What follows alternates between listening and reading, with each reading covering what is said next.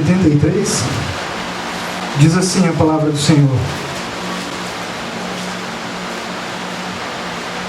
já me assemelho a um odre na fumaça, contudo, não me esqueço dos teus decretos.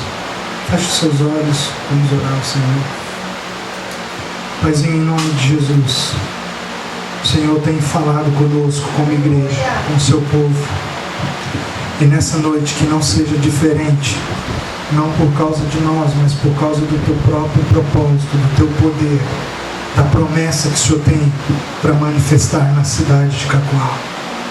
E se essa promessa se refere a um avivamento, como de fato temos anunciado, hoje, vem realmente mexer com as estruturas interiores do nosso coração, as estruturas da nossa mente, do nosso pensamento, para que possamos de fato experimentar o novo do Senhor, para que através de nós, e quando transbordar em nós, essa cidade possa experimentar o vinho da nova aliança em Cristo Jesus. Amém. Essa semana, queridos, o Senhor tem gerado algo no meu coração nesses dias, e isso tem a ver com avivamento. Então, no domingo passado eu falei um pouco sobre avivamento. A Regina, na quarta-feira, trouxe uma palavra muito boa, muito edificante. E, na verdade, eu quero, me aproveitar daquilo que o Espírito Santo falou através da Regina na quarta-feira. E eu não consegui parar de pensar naquilo. Desde aquele dia, Deus vem ministrando. Eu anotei algumas coisas na mensagem da Regina. E eu quero pregar exatamente sobre a mesma coisa que ela pregou na quarta-feira. Eu não sei se você sabe, mas quando Jesus, lá em Mateus capítulo 9, Marcos capítulo 2 e Lucas capítulo 5, quando Jesus fala acerca de uma nova estrutura para os fariseus, de uma nova roupagem, de um novo jeito de ser povo de Deus, usando uma referência cultural que é muito comum para eles, a referência do pano, do remendo de pano, e a referência dos odres de vinho, era algo muito comum, muito peculiar, não só dos judeus, mas de toda a cultura oriental. Mas tratando do povo hebreu, do povo judeu, o vinho fala de algo extremamente sagrado, de uma bebida que representava para eles algo que não era apenas cultural na sua sociedade, mas que tinha também significados religiosos. Quando uma pessoa em Israel desejava fazer uma aliança de amizade, de irmandade, de uma parceria, de fato séria, diante de Deus, eles selavam isto através de uma refeição na casa de um dos envolvidos, com uma taça de vinho. E quando eles então trocavam aquelas taças, eles estavam assumindo um com o outro, diante de Deus, um compromisso de aliança, como que dizendo: olha, o meu sangue é o seu sangue, a sua vida é a minha vida, as minhas coisas são tuas coisas, porque eu quero ser um contigo. Só que eu não sei se você sabe que quando Jesus faz a referência lá no Novo Testamento, ele tem em mente essa estrutura que já havia sido citada pelo salmista Davi no Salmo de número 119. Porque no Salmo de número 119, Davi, falando acerca da importância da palavra de Deus, ele resolve ali na 11ª palavra colocar esse versículo que nós acabamos de ler: já me assemelho como um odre de fumaça. Mas mesmo assim, eu não me afasto, eu não me separo, eu não me restrinjo a confiar nos estatutos do Senhor, na palavra do Senhor, na vontade do Senhor para a minha vida. Então eu quero trazer à memória dos irmãos, porque é sobre isso que eu vou falar, a ideia de que não se pode pôr vinho novo em um odre velho. Porque se o vinho novo for colocado em um odre velho, os dois se perderão, porque o vinho novo arrebentará o odre que já está velho. É em cima dessa ideia que eu quero meditar com você primeiro, porque quando Jesus fala isso lá em Mateus 9, Marcos 2, Jesus está falando de uma estrutura religiosa. Quando Jesus faz isso, a Bíblia ainda inclusive chama isso de parábola. Jesus está contando uma parábola aos fariseus. E há duas hipóteses para o significado do que Jesus está falando. A primeira hipótese é que talvez Jesus esteja falando acerca da salvação. E que pessoas que têm hábitos velhos, pessoas que têm estruturas de mentalidade velhas, antigas, que não se conformam com a palavra de Deus, elas não podem ser salvas. E a segunda hipótese é de que Jesus não esteja falando da salvação, mas de fato da lógica com a qual eu me relaciono com Deus. E eu gosto mais dessa segunda ideia. Por quê? Porque a salvação não está limitada de maneira nenhuma ao que eu penso, ao que eu faço, ao que eu tenho. A salvação, ela está ligada ao que eu creio. E se eu creio em Jesus, que Ele é o meu único e suficiente Salvador, e que pela graça agora Ele me transportou do império das trevas para o reino do Filho do seu amor, para o império da sua maravilhosa luz, agora eu faço parte do reino de Deus. E é papel do Espírito Santo constranger-me e convencer-me para que a minha mente se adeque àquilo que é a vontade de Deus. Mas e se não der tempo disso acontecer? Eu sou salvo porque eu já estou na graça. Então umas pessoas, inclusive, elas avançam no reino de Deus, parece que de uma maneira meteórica. Mas tem outras, irmão, que ela vai tipo, passo da tartaruga, ela vai mais lentamente. Mas é evidente de que quem compreendeu a graça cresça, amadureça, uns mais rapidamente e outros mais lentamente. Mas ninguém permanece no estado que estão. Clareando mais ainda a ideia do texto para você, preste atenção. Se você prestar um pouco mais fundo atenção, o vinho novo e o vinho velho, Jesus está referindo-se então, dentro da segunda hipótese que eu creio, de duas alianças. O vinho velho, uma antiga aliança. E quando eu digo aliança, eu estou falando de uma maneira de se relacionar. A tradução para a palavra aliança não é simplesmente um pacto, porque envolve relação, envolve empatia, envolve intimidade, envolve envolver a minha vida com a vida do outro. Isso é aliança. Então quando Jesus fala que não se pode derramar um vinho novo em um odre velho, Ele está dizendo que aquela estrutura, aquela lógica antiga, pela lei de se relacionar com Deus, não pode comportar agora a nova maneira inaugurada por Cristo de se relacionar com Deus a partir da graça, porque agora é de dentro para fora, não é mais de fora para dentro. Amém?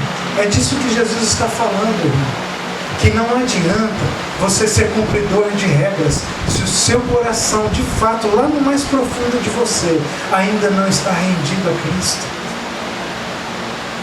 O que Jesus está querendo dizer é que se nós não rendermos tudo aquilo do nosso relacionamento, que estava acostumado, viciado, habituado a cumprir paradigmas, e não nos rendermos a Cristo agora em um novo jeito de nos relacionarmos com Ele, nós não podemos conter e nem comportar o vinho novo que Deus tem prometido para nós.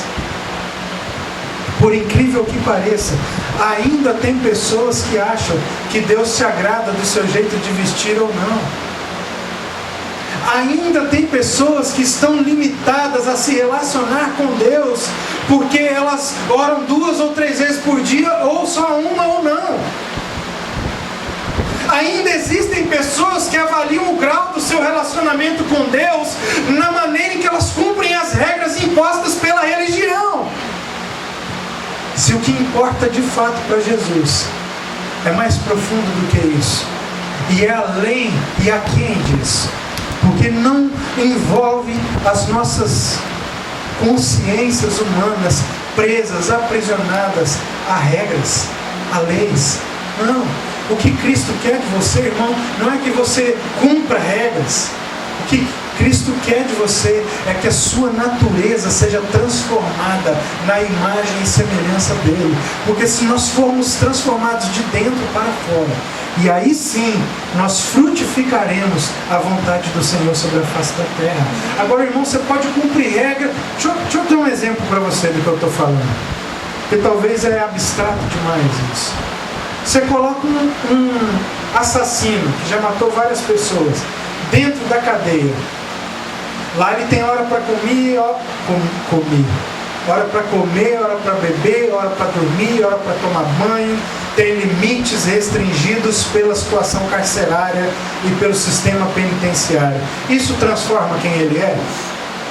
O fato de você tirar a pessoa do convívio social dela, jogar ela dentro de uma penitenciária, muda quem ela é? Não muda, queridos. Não muda. E a igreja está especializada em colocar pessoas em cadeias. Tira do mundo e aprisiona dentro. Só que nós não percebemos que isso não altera quem nós somos. Isso muda comportamentos, mas não muda a nossa essência. E no dia em que nós tivermos a oportunidade de romper com essas grades, nós romperemos. E aí os pastores ficam se perguntando por que a mesma quantidade de gente que chega sai. Porque o ciclo já se deu, já se cumpriu. A prisão daquela pessoa já foi cumprida, agora ela não quer mais. Ela não aceita mais aquilo para a vida dela, aquele jugo, aquele sistema pesado.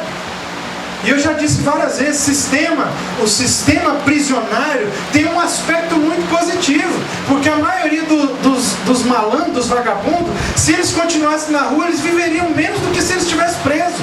Então pelo menos protege a vida dele mesmo do crime que ele mesmo comete. Só que é só isso que Deus tem para nós? Nos proteger de nós mesmos? Não.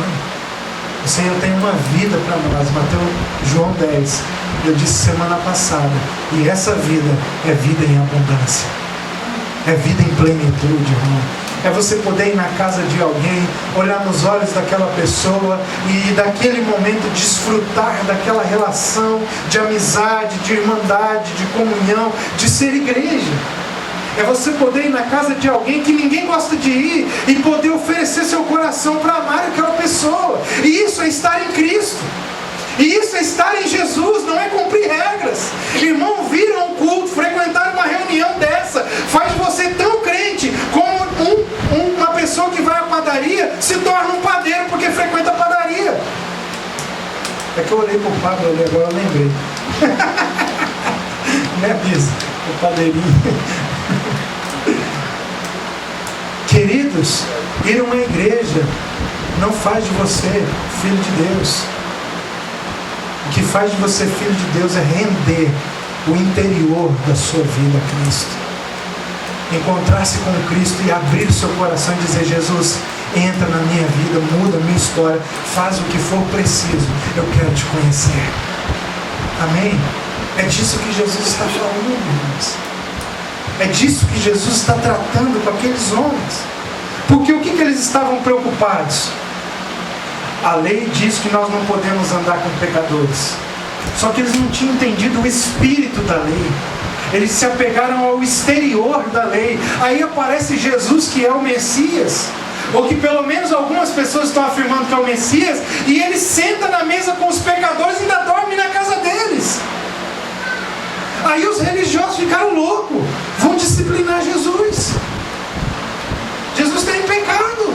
Que isso, cara? Como é que você está fazendo o negócio dele? Ele diz: ei, não se põe vinho novo em odre velho.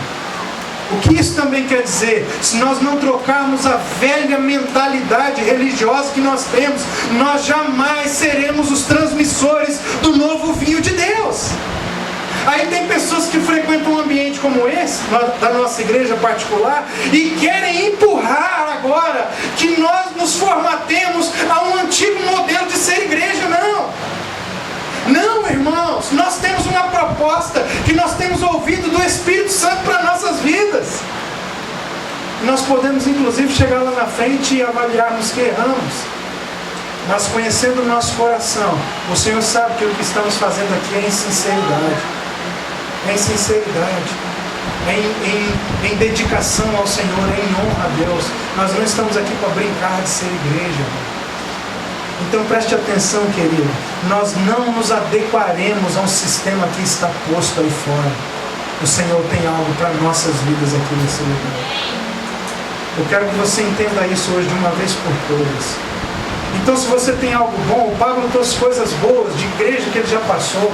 Aleluia, nós vamos aproveitar isso. Mas nós não vamos impor aqui algo do odre velho, que nós religiosos, com a mente religiosa, necessitamos disso para subterfugiar o nosso relacionamento com Deus. Não nos esconderemos pelo lado de fora. Nós seremos quem nós somos pelo lado de dentro. Que o Senhor se agrade disso. Que o Senhor se agrade de mim, se agrade de você. E que a intenção do seu coração seja essa, de agradar ao Senhor, não de cumprir protocolos e rituais.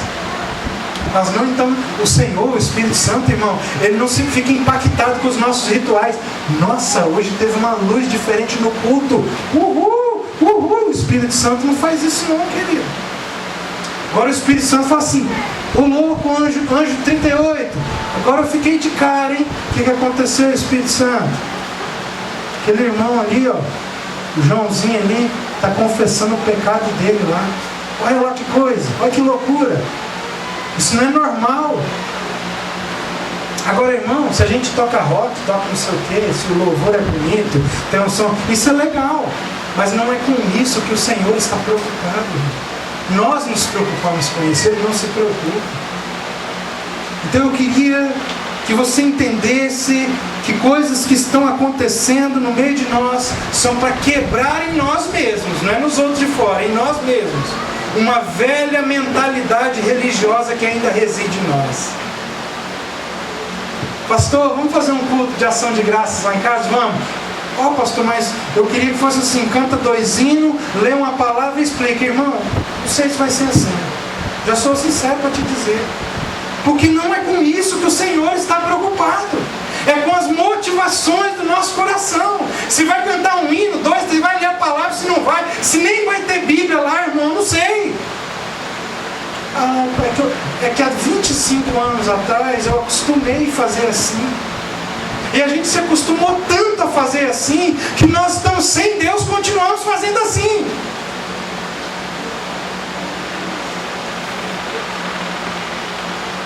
Depois dessa pequena introdução,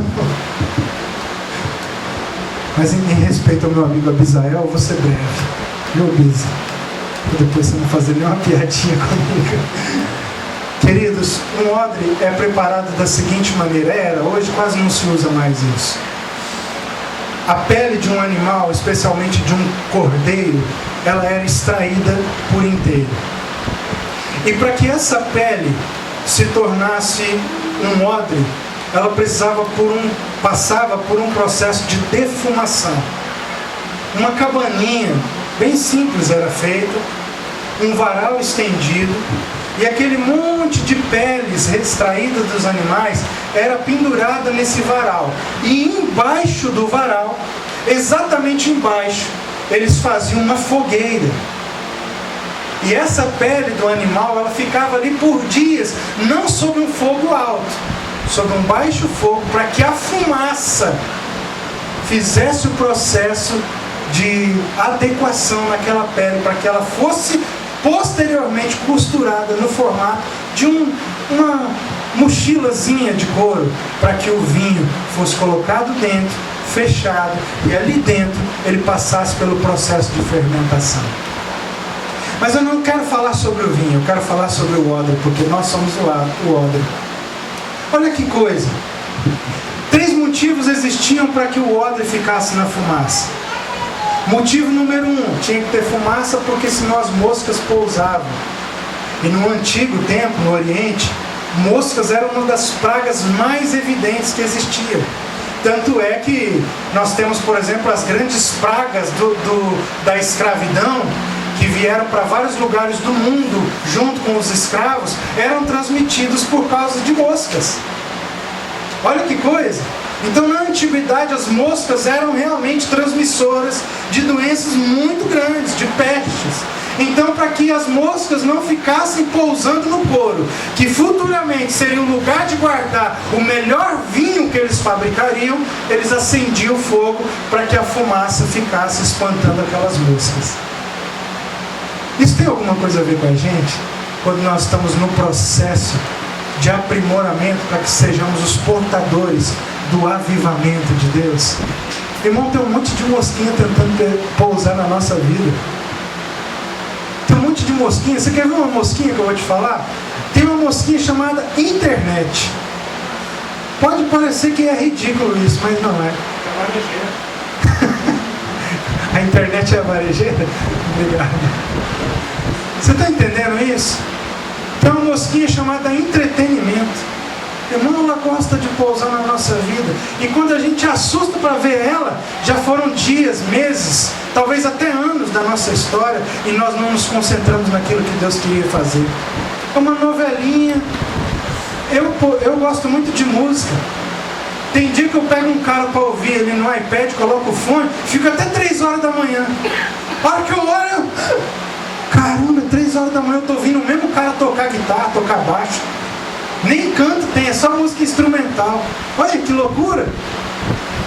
Entretenimento tem o seu lugar na nossa vida. Ninguém vive sem entretenimento. Mas ninguém vive de entretenimento, irmão. A não ser que você seja o dono de um parquinho de diversão. Né?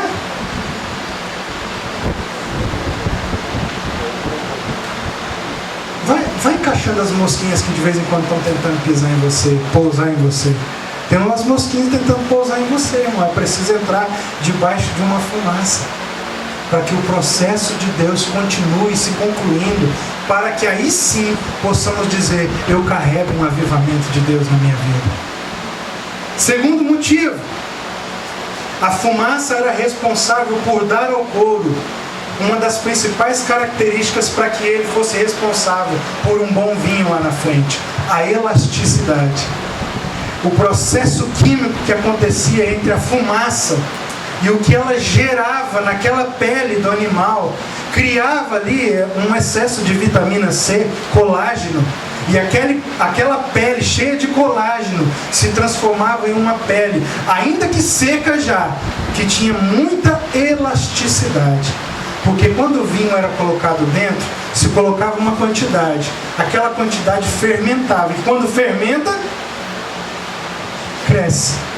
E como que ia crescer se já estava no limite? A pele precisava esticar, e ela só esticava se antes ela passasse pela fumaça. O terceiro motivo: por mais que aqueles homens fossem criteriosos para extrair a pele de um animal, ficava algum outro vestígio de carne. E a carne, conforme ela vai apodrecendo, irmão, fica com um odor insuportável, igual de bicho morto mesmo.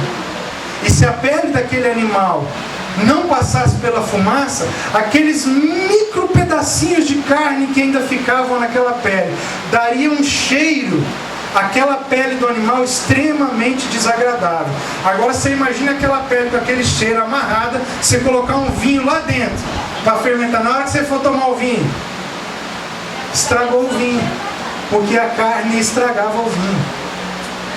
Agora preste atenção: se Jesus estava falando do relacionamento entre ele, Deus, e o povo de Deus, e ele estava dizendo que um vinho novo não pode ser colocado em um odre velho, é preciso que Deus levante um odre novo sobre a face da terra.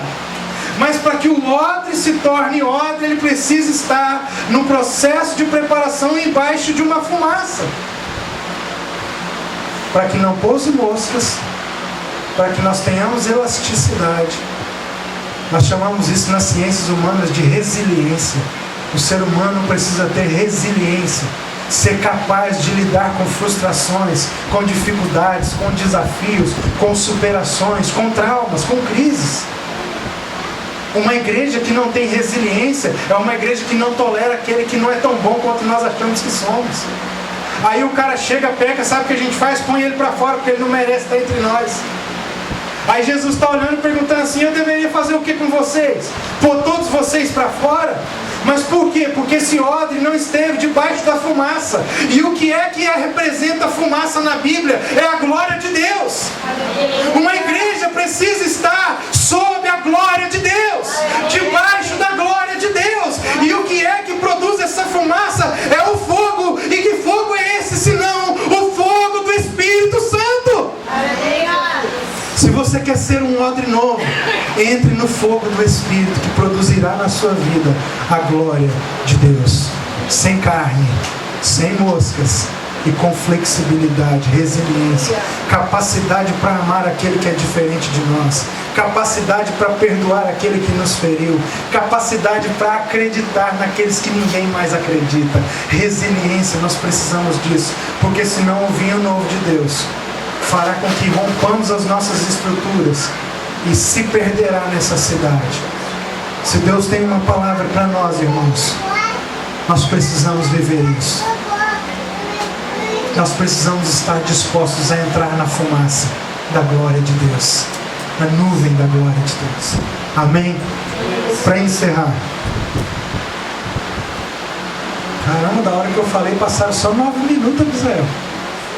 Eu já estou quase acabando. Meu Deus, isso é um milagre. Primeiro, se queremos ser os instrumentos de Deus para um avivamento, temos que assumir uma nova postura. Amém, irmãos? Quer entrar na fumaça? Toma uma nova postura, cara. Gente, tem gente aqui que já teve cada experiência com Deus, porque eu sei, porque você mesmo já me falou. Tem gente aqui que já foi tão usado por Deus, que já viu coisas extraordinárias. E hoje, irmão, uma chamada de um amigo seu para sentar num botequinho e tomar uma cerveja, já é capaz de te balançar, cara.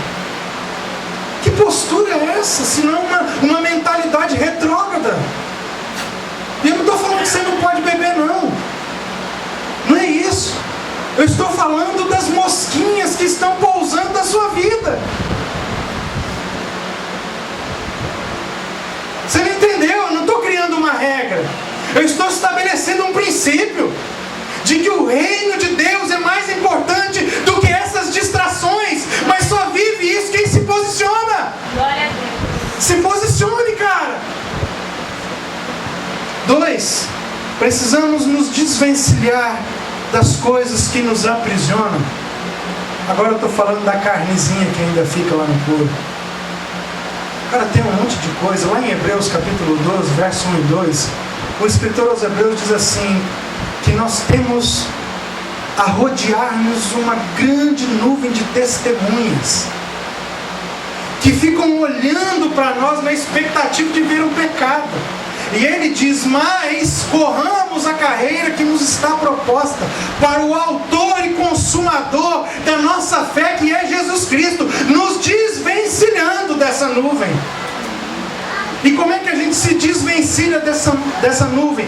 Nos comprometendo em viver em santidade, não religiosamente, irmão. Deus não espera de você seguir um padrão religioso de santidade. Ele quer o seu coração entregue, rendido a Ele. E o que Ele precisar fazer na sua vida, fique atento, porque Ele vai te falar. Não são regras que vão mudar você. Então aqui na igreja não vamos colocar regrinha. Não pode beber, não pode não sei o que, não pode dançar, não pode não sei, irmão. É você e o Espírito Santo, cara. Se você tiver dúvida, nos procure. E a gente bate um papo sobre isso. Procure alguém da nossa liderança e eles vão te instruir acerca disso. Agora, não são regras impostas. Olha, Regina, a partir de agora você só pode ficar no Facebook meia hora. Aí a Regina fica no Facebook meia hora e o resto do dia ela fica. Ai, meu Deus do céu, o que será que a Roberta postou? Ai, meu Deus do céu, o que será que a Isa comentou lá na minha foto? Ai, meu Deus do céu, o que será que o pastor Pablo escreveu lá no grupo da igreja? Adiantou cumprir a regra? Não adiantou, porque o interior está mais dependente ainda. Não adianta. Irmão, quanto tempo você pode usar o Facebook? O tempo que você achar que você está em paz com você mesmo e com Deus, com a sua família, com seus amigos. Está te atrapalhando? Se livra disso, pô. É simples, a regra é essa. Não está te atrapalhando? Usa bem e usa com sabedoria. Agora está te atrapalhando? Toma uma postura. Isso é ótimo para pegar quem está estudando. Que o cara dá uma paradinha no estudo, vai dar uma olhadinha. Na hora que ele vê, nossa, 3 horas da tarde, eu comecei meio-dia a olhar o Facebook, rapidinho. É assim, cara, na hora que você vê, você já tá quase com um ler no dedo. Só de ficar assim, ó, no celular. Tá dando um ler já no dedo. Só assim, não é? Então tem problema usar o Facebook? Não. Mas se tá te dando problema, resolve essa parada. Tem problema ficar no WhatsApp? Não tem problema nenhum. Agora, se está te atrapalhando, resolve isso. E assim sucessivamente. Número 3 e último. Para ser um odre novo, é preciso ter uma nova mentalidade. E eu encerro aqui com o texto de Romanos capítulo 12, verso 1 e 2. Rogo-vos, pois, irmãos, pelas misericórdias de Deus, que apresentei os vossos corpos como sacrifício vivo, santo e agradável, que é o vosso culto racional. E não vos conformeis com este século, mas transformai-vos pela renovação da vossa mente, para que experimenteis qual é a boa, perfeita e agradável vontade do Senhor. Nós só seremos um odre novo se nós renovarmos a estrutura da nossa mentalidade. Porque tem gente que é novo na igreja, mas já tem cabeça de velho, e velho que não muda mais. A igreja está cheia de pessoas novas, que têm um pensamento religioso como as pessoas velhas, que estão ultrapassadas, não no reino, mas no sentido dos princípios do odre. Por quê? Porque não entraram na fumaça. Só tem um jeito, irmão, de ser um odre novo. Tem que entrar na fumaça. E a fumaça é a glória de Deus. Ou você entra na glória de Deus, ou você jamais será um odre pronto para carregar um avivamento nessa cidade. Existe um vinho novo, mas só homens dispostos a entrar nessa fumaça, nessa glória, é que carregarão esse avivamento por todos os lugares. Amém?